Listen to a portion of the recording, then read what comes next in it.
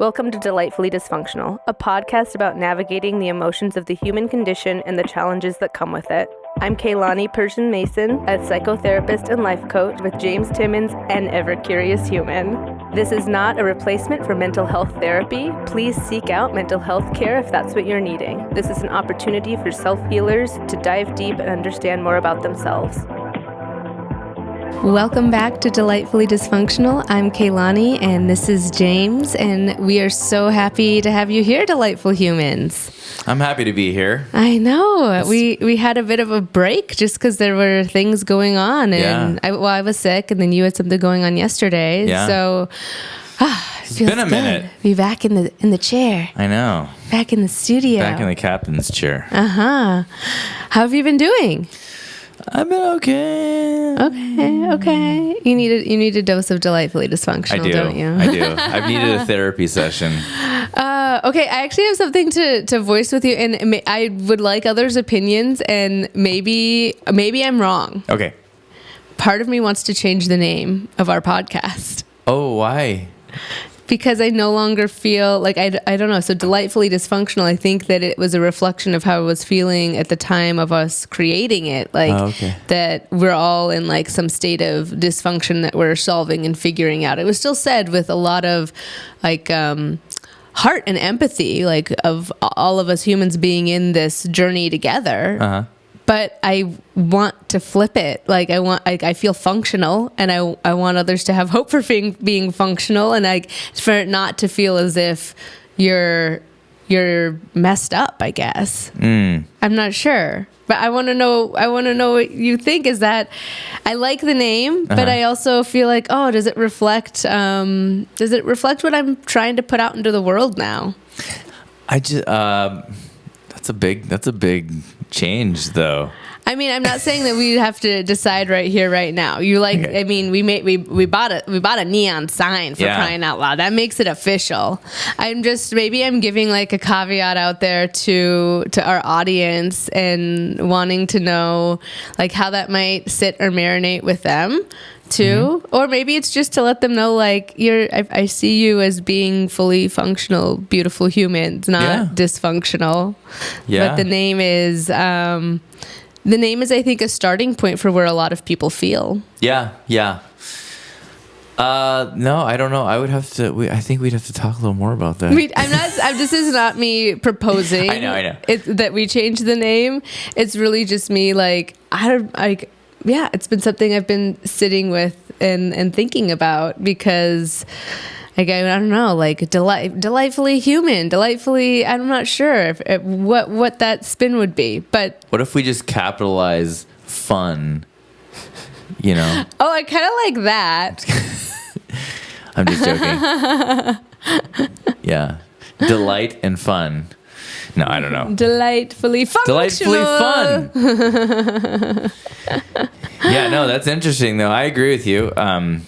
Because dysfunctional is kind of like a negative word. But, I'm going to turn off our little heater. Okay. We were cold. Yeah, it's now we're toasty. Below freezing this morning. I had to scrape my windshield. Oh, yeah. We've been, so this ties in actually to the topic I want to go into. It has to do with cold mornings and some things that I've added in and Zach and I have added into our life. So I want to talk about ceremony and ritual and the things that we do to celebrate or to honor like different thresholds in our life when we're leaving one phase, when we're entering another. Uh-huh. It's something that I've always known that I enjoy. Like I even recommend different like kind of rituals for clients to have when they're going through big transitions to honor that space. Okay. And, I'm getting more and more excited about it. I've been reading this book called Hello, Goodbye that I've really enjoyed. Here it is. Also a Beatles song. Yeah. And I want to share and explore some of what those rituals are. So one of the rituals that Zach and I have been doing, even on brisk mornings like today, which we're going to have to try to figure out if we can make it a little bit more comfortable. But we've been going outside kind of first thing in the morning, even with Priya, and we'll stand barefoot in the grass. Oh yeah, you can't do that right now. I did this morning. I couldn't stay there as long as I wanted to, but like it's a kind of grounding activity for like greeting your day. And I think honestly we're gonna have to like turn on like the propane like heater and like warm up the ground before or something, but to like physically feel your feet on the ground. And that does not have to be everyone's morning ritual. Yeah. But I guess I want to invite you into kind of considering and being curious about what morning rituals you might want to have. Yeah. Another one that Zach has done is taking cold showers. That is not a morning ritual for me. I want it to be steamy. I want it to be scalding. It's not one that I find myself wanting to adopt, and that's okay. But what are some ways that either in the little moments of like greeting our day or in the bigger transitions and phases of life, we can actually slow down long enough to have space for that? I think we've in Western society have grown so accustomed to the speed of things that we've lost the art of doing that. And yet ritual and ceremony were so important for thousands and thousands of years. Yeah. We've kind of thrown it all out without understanding that there's repercussions for that. And part of that is we haven't given ourselves the ability to really fully grieve in those moments or to fully welcome the next phase. So I don't know. What do you think about what I'm saying so far? I'm totally tracking with you. Yeah, I have. I was just thinking about my own like little morning rituals. Well, first, I had a friend that sent me like a reel about that whole like walking in barefoot every day to connect, like, but it was like to like connect with Earth or whatever, the magnetic pull or whatever.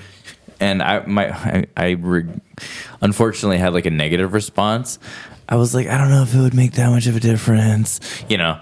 And it said it sounded kind of like woo-woo. Yeah. Well, I'm a little bit of science and I'm a little bit of woo-woo. But, you know, there's actual science and data around this. Right. And so that's what's interesting. Not that you have to do it for those reasons or that you have to do it at all. Yeah. It doesn't have to be your thing. Well, and I mean, just getting outside, I think that there's also no harm in doing it at the same time, you know? There is no harm. I mean, I would say you could always try it and see what you think. Yeah. And I think it's about like 8 minutes is actually like how long you should be doing it. Okay. Zach would know more of the details on like the science behind it. He's the one who kind of researches that end of the habits for me. And I'm like, this one sounds great. I'll try it. Let's try it. Yeah. Yeah. But there is science and data behind that. Although, again, rituals do not have to be grounded in science and data. They can be grounded in just like, this is what helps me greet my day, or this is what helps me prepare for this next phase, or whatever it may be. In fact, I want to read one section here from the book where he was speaking about a ritual for the morning that was taught to him when he was growing up. Let me find it. Okay, I found it. So the author of this book is Dave, Schildkret, we'll say. Schildkret. And so he said, when I was very little, I was taught to wake up whispering that the first words off my lips in the morning should be Mora Ani. I'm probably saying that wrong. It is Hebrew. A 600-year-old Hebrew song of praise and awe. For so long, I didn't understand why. Just do it, my cranky Jewish teacher, Mrs. Siegel, told me. Do it the moment you open your eyes, before thought sneaks into your mind, before the day carries you away. Do it to say thank you to God. As a 5-year-old, I had no idea what God even meant. I still don't. But she didn't care. She wanted me to learn the mechanism. Wake and think. I wrestled with the obligation to do this, but the older I get, the more I understand why she was so adamant. Waking up is a privilege. No matter how many ways you slice it, that's the truth of it. And it's never a given. So when it does arrive, my practice is to remember that. To remember that I'm on the receiving end of a gift. The gift of another day, to love this life. I've actually sung the song every morning since then, and by doing so, I've come to realize that it's actually an act of hospitality, a way to welcome and be welcomed into the good graces of more life. I love that. Yeah, because that's been a discipline I've been trying to do every morning too, is gratitudes. But I've noticed that, when you're just simply thankful for the day and all the opportunities that day is going to have, that's way better than when I'm like, I'm thankful for like this one specific thing. I don't know. It's all waking up with gratitude is the opposite action of waking up in the middle of the night with anxiety, and I've noticed that it's helped like create a lot of resilience, and just it's improved my moods by doing that. So I totally agree with all that. Yeah. And I think like in ritual, it's important that it's something that we aren't feeling rushed through. So I have not I've wanted to wake up and the first thing I say is thank you in a beautiful soft whisper, but I've forgotten because, it's hard to remember to do that first thing in the morning. So sometimes these things take practice, and that's okay. It's okay to give yourself grace. So don't beat yourself up. But what's a practice that you might want to try? And maybe it's like being okay with it not being the first thing, but that it's an important part of the day, or that it's attaching it to a different ritual of the day you already have, like brushing your teeth or taking a shower, that like there's some other point that is a benchmark for you to engage in that activity. Yeah. But I think very much there's a lot of discomfort in our culture to also talk about death. And if you can't talk about death, you can't really talk about and fully accept the beauty of life. Yeah. The contrast, for sure. If you're not comfortable with the understanding and the acknowledgement that this experience is not here forever, it's a round trip ticket back to wherever we began from, then it's going to be difficult to fully embrace the beauty of each day that is given. For sure. I love that, because part of me, I'm not really like thankful for all the lessons I've learned in the last few years, but that because I'm like, I wish that I just could have existed in my blissful ignorance, rather than all the pain that I endured.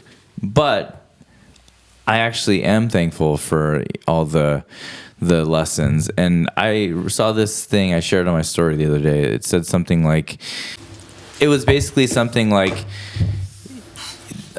you wish that you could erase all of the like hard experiences in your life, but then by doing so, you would erase yourself. And I was like, because you're a product of like your choices, and erasing the bad ones erases all of your wisdom, and so it's just good to have that gratitude of even the bad experiences. Yeah, it's bringing me back to the Rumi poem that I think I've read more than once now on the podcast, The Guest House, and there's a line that, I'm going to probably tweak it in my remembering it correctly, but that even the painful emotions that visit you, greet them, because perhaps they are clearing you out for some beautiful delight. Yeah. Oftentimes when we feel like there is too much that is going on, it is our attachment to an idea or a person or a belief of what something needs to look like, and we are not letting go. Yeah. And it is actually, it's life trying to urge you to actually let go and find your truer self. It's not based in what you think you need in that way. Like you cannot, and I mean, we've talked a little bit about financial insecurity on this podcast too, and those feelings and those fears. And I know that it's something that so many people, I would even say the majority of people struggle with. Yeah. And part of what I'm reminded of is that when I lived in South Africa and I was working in these townships and volunteering, there was like such beauty and joy that I saw. There were such like lovely and amazing rituals that I saw. And these people didn't have the financial security that we have by far. Yeah. And I'm not glorifying poverty either. Like they need some more. They need more. But did that eliminate their ability to see the beauty in this world? And yet we've robbed ourselves of that mentality, thinking I can only see that or feel that if I have this, and this. How foolish. We're the fools. Yeah, absolutely. Yeah, I mean, because most of our like quest for financial stability or just financial prosperity is like how other people are going to view us, and so sometimes I envy people who are content in poverty because it's like you haven't, like your life is not polluted with all this extra stuff.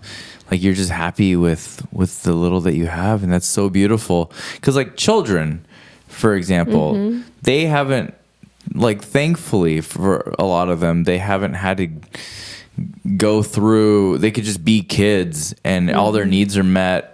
The spoiled ones are the worst ones. Yeah, if anything, there's a disservice being done there when we try to make our children's lives too comfortable. Exactly. For sure. It's not preparing them for the real world, and this real world was not meant to be comfortable and easy. Yeah, like the other day I had my kids.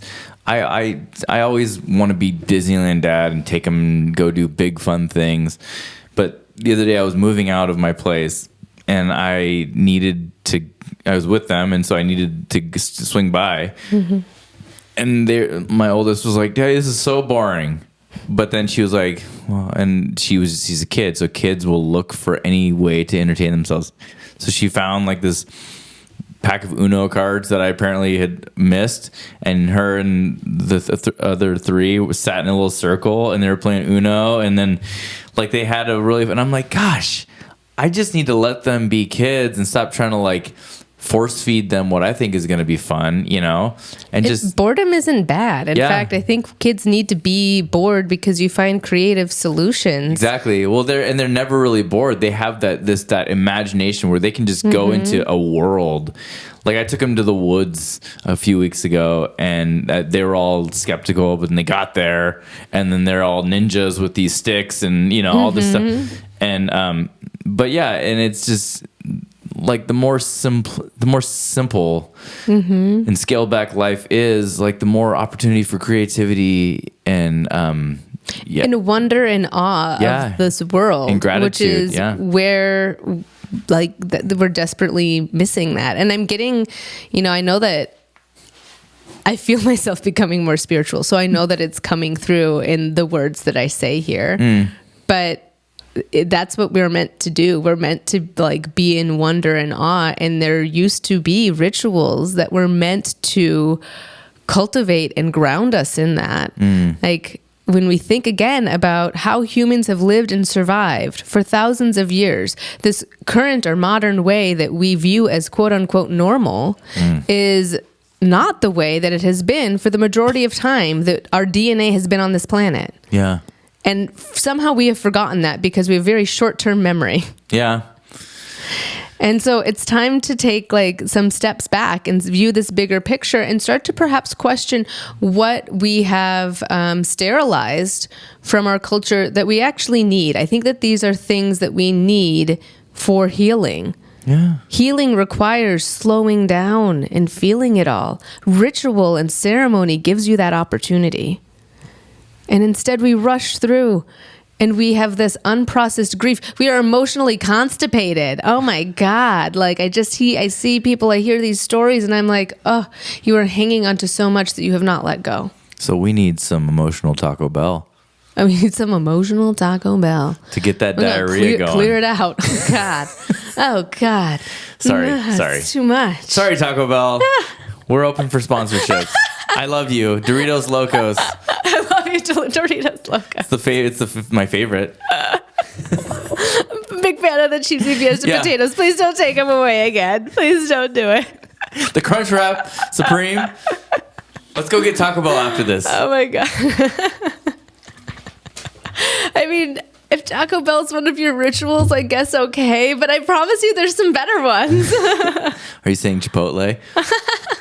Here's the thing about Chipotle. Sorry, total rabbit trail. Why is it that a certain age, certain generation cannot? They say Chipotle. They don't say Chipotle. I didn't know that.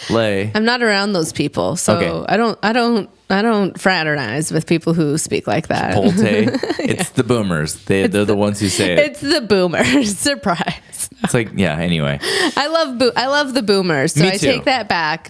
You have to please pronounce Chipotle correctly. It's a cute little quirk. Chipotle. Yeah. Washington. Anyway. Washington. Oh man, there's so many. Yeah, that's where my thoughts are landing is on like these things that we've let go. Like, I don't know. I mean, even the ritual of ending a relationship, the ritual of moving, the ritual of, becoming a parent, ritual of, I mean, even like coming of age rituals we don't have anymore. And I think that that's doing a really big disservice to our youth. It's not like there is, a ritual for becoming a man or a woman in it throughout our culture or in most homes. I know that there's communion and there's like bat mitzvah and bar mitzvahs and like there's things like that. But if so much of our culture has strayed away from organized religion, and I understand why. I am not someone who is a part of organized religion. I think that it is founded by humans, and humans are flawed. And so there are some beautiful messages that are there, but they get lost. And that is my personal opinion. It does not have to be yours. Yeah. It does not have to be yours. I'm creating what works for me. And if you're interested in creating what works for you, then this might be the conversation for you. Yeah, no, and I think I completely agree with you because like I will make a hot take right now about organized religion. I myself am a Christian, but I have seen how throughout human history, people will hijack a religion and use it for control, and I don't want to name any, but I know that people who are listening can probably name off the top of their head. Anyway, so but that's the thing. Like, just what I've learned in my life recently is that like certain rituals are what's going to work is what you comfortably want to incorporate in your life. Because like I could sit here and tell you, oh, Kaylani, you should get up every morning, do gratitudes, go do CrossFit, and then I got a gym membership, so you should be really proud of me. Did you? Yeah. Okay, we'll talk about that in a second. This is not a CrossFit. Okay, but keep going. And then I could tell you everything that works for me, but then you could try it and be like, I hate all this. Yeah. But then there are things similar that could work for you, but then those would be your rituals. So like when you take a whole like millions of people and try and prescribe them the exact same thing, you're going to lose so many people. And then it's just, But anyway, okay, what gym did you join? I mean, I just joined the one that's closest to me. Okay. But even like speaking of that in terms of ritual, like I'm, let's see. And I where do I want to start with this? There's like so many entry points to this conversation. Let's see. I think that being a woman who grew up in the time frame that I did as an elder millennial, there were so many magazines plastered with do this to look good for him, do this to have the perfect bod, blah, blah, blah, blah, blah. And it was so interwoven of how do you basically punish your body or restrict your body. And I've been really hesitant to navigate, like, what does it look like to actually enjoy feeling my body move? And I've had to sit with that for a really long time. And it, and to realize like, oh, I'm a bit detached from my body. And there were some really big physical health signs of that last year that made me realize that, oh, I'm going to have to figure out how to be more friendly with her because she doesn't like being ignored, turns out. Yeah. And so navigating what feels good to my body isn't CrossFit, and it isn't, I think traditional ways that people work out. And I'm still navigating that. Like for me, I think it's like, it's being in nature. It's, feeling stronger, but in like, you know, really paying attention to what that is and being aware of like that line between, am I enjoying this or am I not? And I know that like if you're working out to reach some kind of physical health goal or physique goal, the idea is to punish yourself. So this like line of thinking may not be for everyone, because that's not what my goal is. My goal is like, I want to enjoy moving my body and I want to explore what that means. So sometimes for me, that's meant like dancing, and it's meant yoga, and it's meant like bike rides and walks and hikes. Yeah. And I'm wanting to expand and explore what else that could mean. But that's my path that I've had to learn is what fits for me. I mean, but it is CrossFit, though. I don't want to be the one to tell you that. But. Are they paying you? Are they paying you to mention him? Like however many times in an episode? No, they're not. No? But they should be. I think that CrossFit has given you community, and it does that for a lot of people. And that's kidding. A beautiful thing. And that's an important thing. Yeah, I know. I'm addicted to it. It's a cult. It really is. It's a cult of CrossFit. Yeah.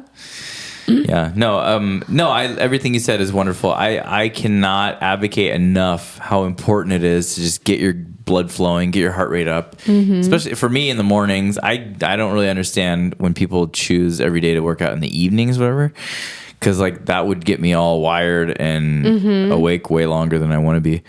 When am I supposed to do that when my kid wakes up at 5:30, James? Do I have to wake up at 4 a.m.? Because I don't know that I can do that. Yeah, I was going to say, no, you wake up before, but yeah, 5:30, that's excessive. That's when she likes to wake up. Tell Priya to stop waking up at 5:30. The girl has no chill. Yeah, I know. She's wonderful, though. She is. She's my greatest teacher. She's sweet. No, okay, I don't know. Let's see here. That's all right. It's not a problem you really need to solve right now. I'm just telling you. I know. I'm telling you that there's some obstacles. I'm figuring it out. That's why they have a kids club. So it's going to work out. Just drop her off. Here's Bring the her solution. along. iPad. No. We'll figure it out. Another thing that I've really been enjoying is helping people find a mission statement for themselves or for their families. Oh, okay. Yeah.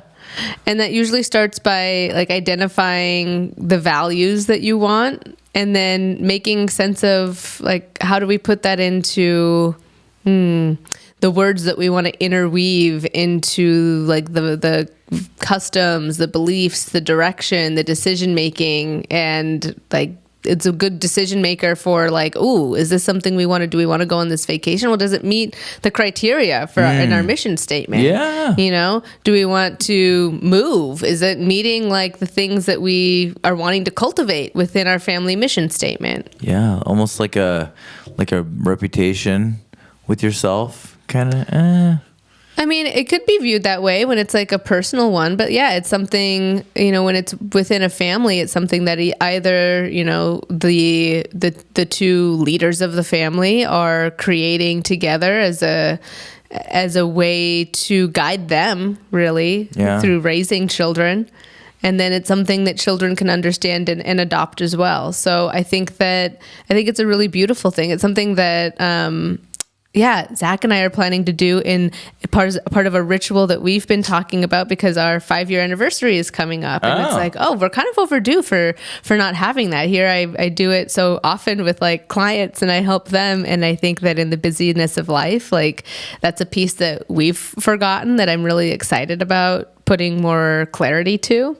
But I would encourage others to do that. I typically start with like Brene Brown has a really wonderful list of values on her.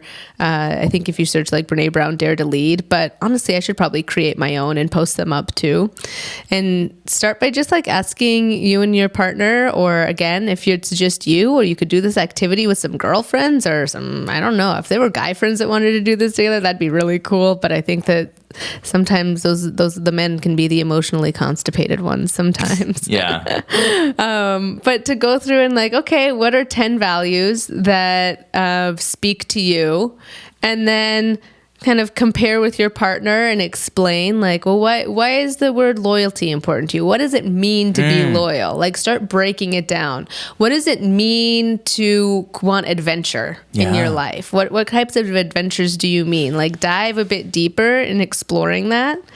And you'll probably find that there are some where, oh, you know what, compassion and kindness, those are actually the same to me. Or, you know what, I think that word really describes what we're wanting more. And you'll get this lovely list.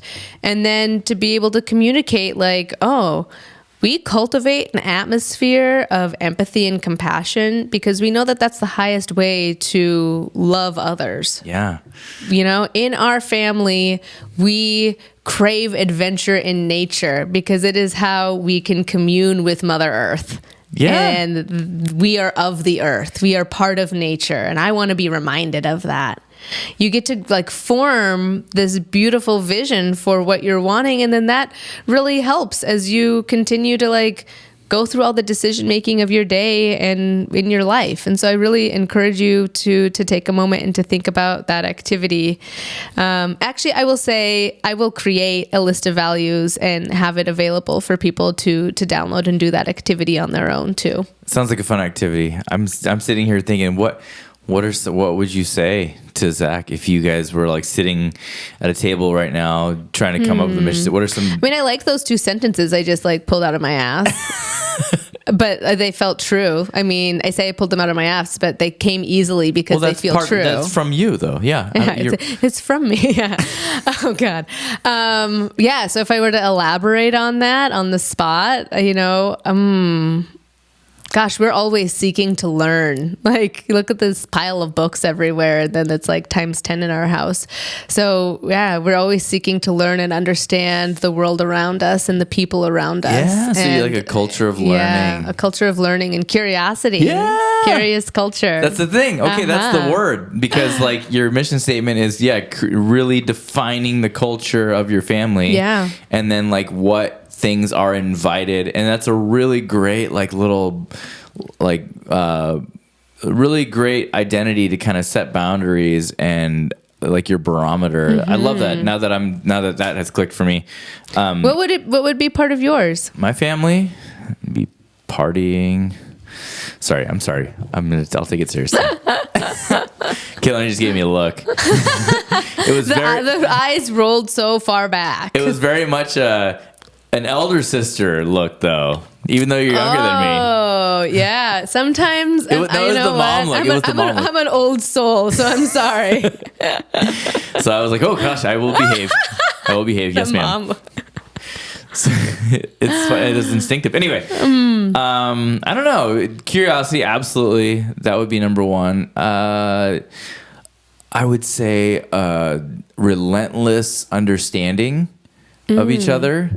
So the reason I say that is because like if they're, a lot of times families will erode because of judgment or like a neglect, or I don't know.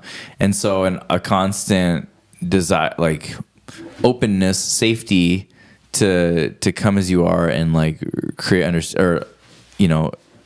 relentless understanding. So it's stuff along those lines, Yeah. And then probably like game nights on Fridays. No, but that's a ritual that you're naming. And I mean, you might have just been making that up, but I'm going to play around with it. But if we were to put it into like a mission statement form, it would be like, we allow play because play is how we learn from one another, and we set aside time for that. There's a reason why most religions and cultures had like some form of a Sabbath, some form of like a day of rest where you kind of are reminded of the things that are most important. You allow yourself to slow down. You allow yourself to be taken away from the everyday distractions and technology that rob our attention. I love that. Because I'm sitting here thinking, like, if I had sat down with my now ex-wife, and we created a mission statement of like the desires and the dreams that we kind of have for the culture that we wanted to cultivate in our household, that could have solved a lot of problems, because a lot of things just went unspoken. You know, so to create like an offensive identity but both people getting to come to the table, and even the kids, whatever, getting to come and say, here's what I want, here's what I would love in a home. This is what I would be excited to come home to. Like, that would be such a beautiful thing to write out and then just frame it, you know? And it's like, oh, you're being too like triggered and controlling or something. That doesn't meet this, like, the constitution of our house, you know? Right. And I think like the Constitution we have in the United States, it's okay to be revised too. There might be different phases of, you know, as a family grows and develops, and as there's changes, it might require like, oh, you know what? We're different people than we were when we created that. Let's have this conversation again. Let's or maybe it's a part of, you know, maybe for Zach and I, it'll be like our anniversary ritual to like revisit what fits and what doesn't. What are we ready to let go of? What are we ready to embrace moving forward? But that is another beautiful reminder, everything that you just said about we are constantly growing and changing. And when we are stagnant and trying to understand and really like dive into the depths of our partner, we forget about updating what we know about them. Yeah. That would be a really cool exercise for these upcoming family events. Like at Thanksgiving, Christmas, to go around the table and say, don't just say something you're thankful for. Say one thing that I don't know, you know what I'm trying to say. Like what's a value that you want to incorporate or something into this family. Oh, and that's even kind of like a, maybe not a promise, but like a declaration of sorts. But it also validates everyone at the table. Yeah. You know? Yeah, that is really cool. Maybe I'll try that this year. Yeah, maybe do that on Thanksgiving, your little family. Yeah, look at that. Look at you being all wise. I know. Saying smart shit. What? Sorry, I blacked out. What were we talking about? Oh my goodness. Yes, I think that the podcast, and you will be hearing more about the rituals that I'm wanting to continue to create, and that's part of the beauty in the work that I'm finding too, is in the medicine sessions I'm able to do with clients. It's a lot of ritual. We should treat it as sacred. This is a moment to look outside of yourself. Yeah. This is a moment to embrace a depth of healing. This is a moment to honor, again, what you are ready to let go of. Yeah. And so much, again, we're like kind of rushing through the motions. Like, and I hear people, there's like this societal context, like, aren't you over that? Or, why are you still hung up on this or that? Like, I don't know. I think that's like a message that people get, or at least that they perceive. Yeah. And they feel rushed. But yeah, it comes in layers. In fact, recently there was a relationship that had ended a long time ago, and with a friend, and like I saw a big milestone in their life, and I was surprised by feeling sad about it. It was a beautiful milestone for them. So it was like I was happy for them. I had to really sit and understand, why am I feeling sad about this? I want to know all the details. I'm sorry. I felt really sad, and I realized, I kind of thought there'd be more peace between us before like a big milestone like this would hit. And I was sad about that. I was sad because I'd really worked to cultivate still sending that person love, and I don't know that they were ready to do the same. I don't know if they'll ever be ready, and I had to accept that. I didn't realize that I had held on to a belief of what I thought it should look like still. Oh. And so, kind of like, again, oh, wow, I didn't fully grieve that. There was a little nugget there that was still there. And what can I do to fully process this, or to fully let it go? And once I knew it, when it's come so much easier for me, oh my gosh, I used to kick and scream when I realized that I had to like grieve something I wasn't ready to. I was still clinging on to it. Yeah. And it was a different feeling to kind of meet that realization with a lot of like gratitude and joy. Thank you for recognizing. I can recognize now this area that I need to do some more healing on. And I will work on letting that go. Yeah. And what ritual maybe can I process through to make that feel more symbolic and let it sink in a deeper way for myself? For sure. Yeah. I think that's such a awesome, emotionally mature response. Obviously you're very emotionally mature. You're a therapist, but like when you do something that is kind of goes against your own little reputation of yourself and you're like, wait, that wasn't expected. That was a little destructive. I need to really examine that. Cause like for me recently, I won't share too much, but like the other night I just went like off the deep end, like in one night doing just like stupid self-destructive things. And, I was like, I was in a good headspace prior to that, so I'm like, okay, I need to eliminate like drinking for a while. I need to do this and that, wow, I was a lot more out of control than I thought I was, Right. Yeah. Using it as an indication to like self-reflect and set some intention instead of, I think and some people never get out of the cycle and I want to free them, but we can get stuck in that shame spiral that just perpetuates it and blinds us. And then we numb and distract ourselves. And guess what? It doesn't work. Yeah. It doesn't work. Most people just don't ever want to be wrong, but it's like, man. Being wrong is great. Yeah. It's like you're always wrong. You should wear that with a badge. Yeah. I was wrong today. Yeah. Thank you. Yeah. Humility is a really beautiful thing. With others and with yourself, to be like, ooh, yeah, I just learned more about myself there. Or, ooh, yeah, I'm going to have to take a slice of humble pie, but what that will teach you is to do better next time. I love humble pie now. If you lean into that wrongness, there's always a payoff. And then it can be done with such grace, because this is something else that I had recently read. Was the difference between forgiveness and mercy. And I hadn't really given much thought to the word mercy other than like you're arm wrestling and you tap out. But yeah, mercy, being described much more as like the ability to see another human as being human and flawed just like you and loving them just the same. Loving them for where they're at. Yeah.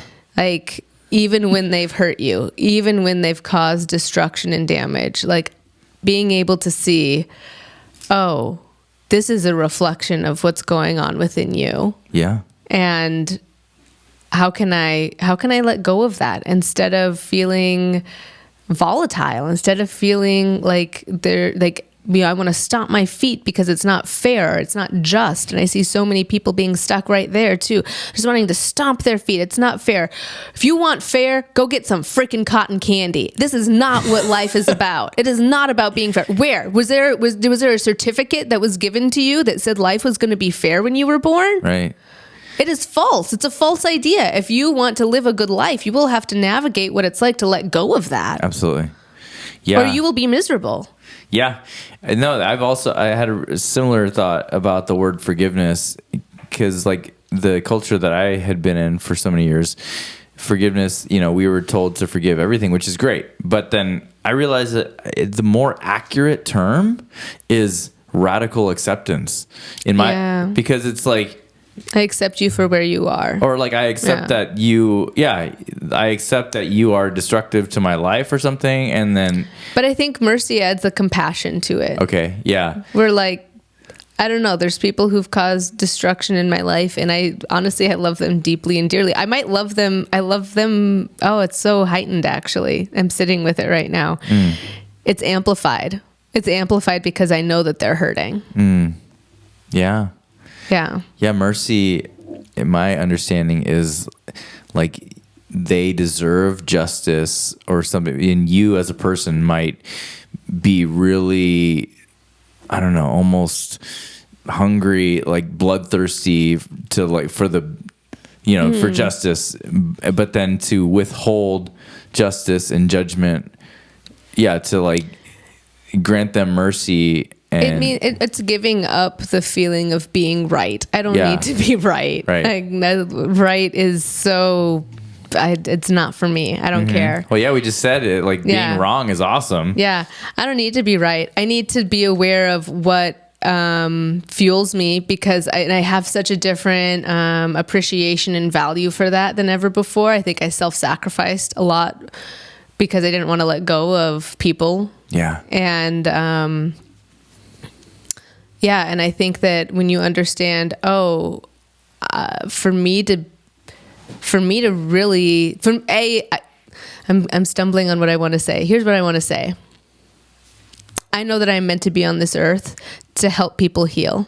It is the most beautiful thing. It is the most honoring thing that I get to bear witness to see them bloom into who they are meant to become. Yeah. And if I can't do that well, if I can't look at the hard places in my life or the uncomfortable things that I'm terrified to look at, I'm not going to do that well. Yeah.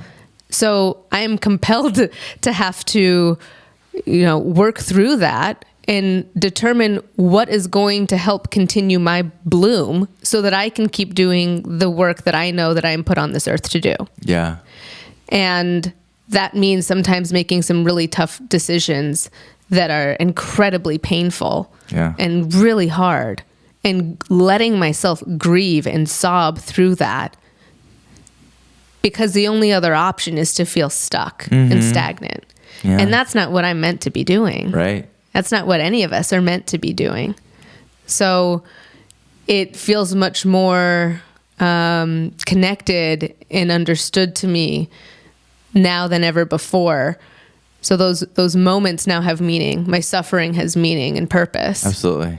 And for all of us it does, but we have to navigate what it is that we're wanting to, what we're willing to let go of, and what we're willing to accept and embrace and put out into the world that's actually good. That's the best part of us.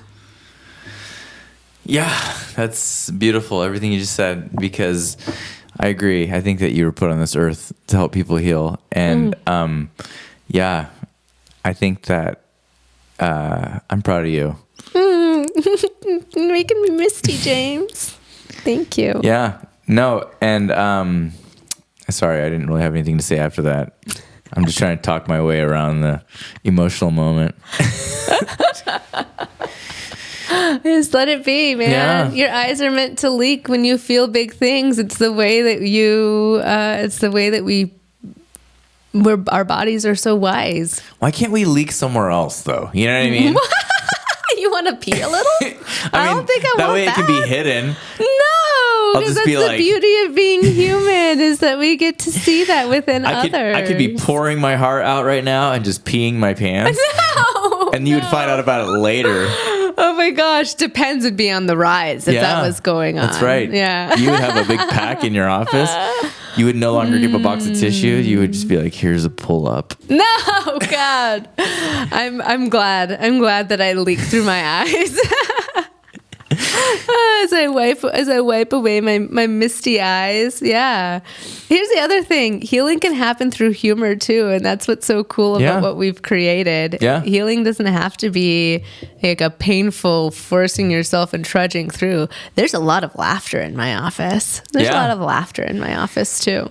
The two quickest ways to somebody's heart is like through their tears, I guess, but then also through their laughter. So, our little podcast, those are our top two priorities, so, and peeing our pants. No, we don't do that. See, that was meant to get laughter. I think that's what I've got for you today. Okay, yeah, that was a good chunk of time. We're up to like about 45 minutes. Thank you so much, dear humans, for tuning in for this episode of Delightfully Dysfunctional.